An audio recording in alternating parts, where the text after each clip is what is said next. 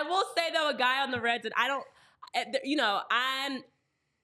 just going to say it. Elly De La Cruz, I really enjoy watching him play. Not when he's playing the Phillies, but he is a guy that is so exciting to watch. And he's been making some history. He's been doing phenomenal for Cincinnati this year. And I had a Reds fan that was tweeting me saying, like, hopefully now the Reds can get going around him and be more consistent. And that's been one of their biggest issues. And you see, they get shut out the Phillies shut them out for the first time of the entire season on Monday, and they bounce back and win 8-1. They have been a very inconsistent team. And hopefully that inconsistency can stay every time they play the Phillies and just keep that consistency against other teams. But De La Cruz is somebody that you look at what he brings to their team, and he's electric. He loves stealing bags. He's got high energy. He's a tall, lanky guy. He's fun to watch. It's not against the Phillies. Yeah, and he's only 22 years old still. He came up last year and was wild. The story of baseball for like a solid 6 or 7 weeks there. He came up and made his presence known. He is an exciting player. And as you said, he's kind of killing it this year. He had a really nice defensive play last night that he just made look too smooth. Yeah. But his WAR is already at a 1.4 this year.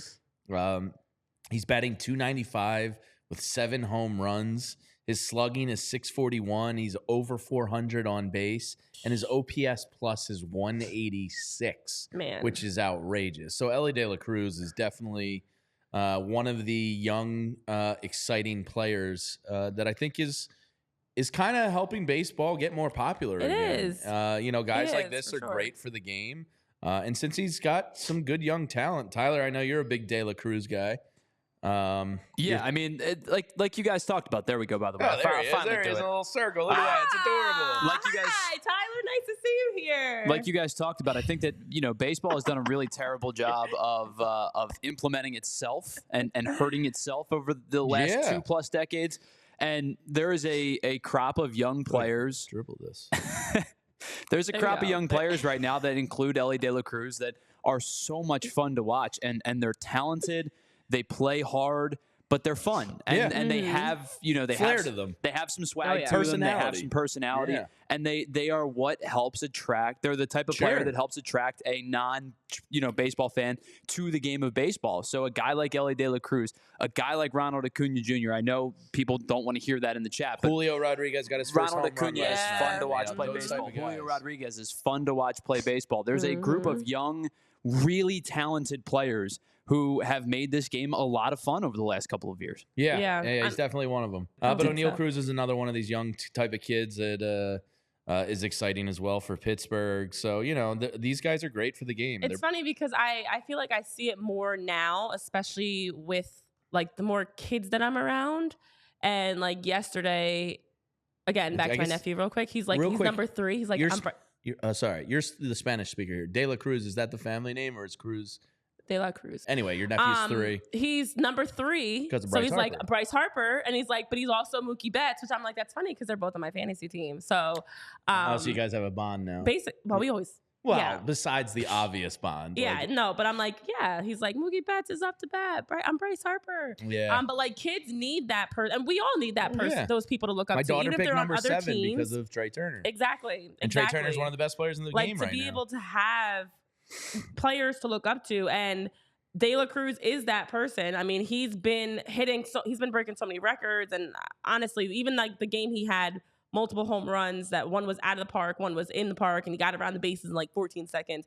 It's fun for baseball. It's great for baseball. And I've been seeing a lot of people saying like, this year feels like the year I'm finally getting back into baseball.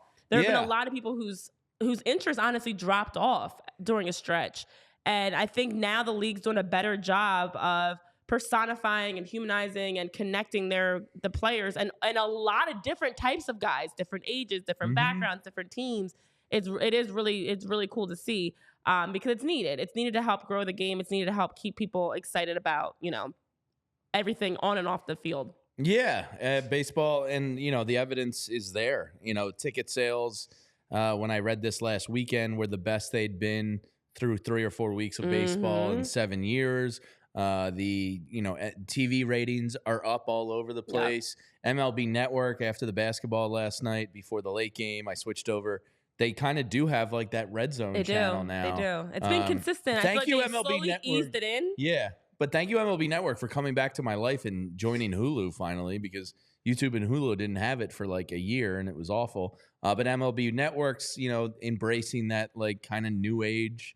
It's just good. You want players to have personalities, and you want bat flips, and you want people watching the game. And if I'm a 13-year-old kid in Texas and I see an Elly De La Cruz, highlight on Instagram or TikTok, I go, ooh, who's that guy? He's fun. It's just good for the sport. And it's a shame that baseball got in their own way for like 25 years, it seemed like. Conflict after conflict, the way they handled the steroid thing. And it was just so stupid the way they handled social media for so long.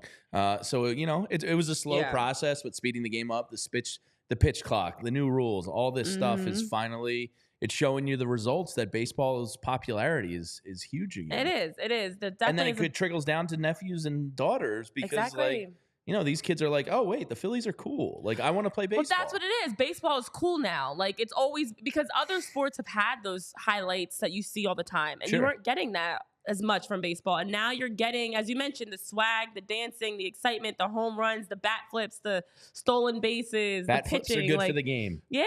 I mean, these are things that people love to see. So it's fun to see that people are finally getting that chance to connect with baseball the right way. And it's becoming more of a house.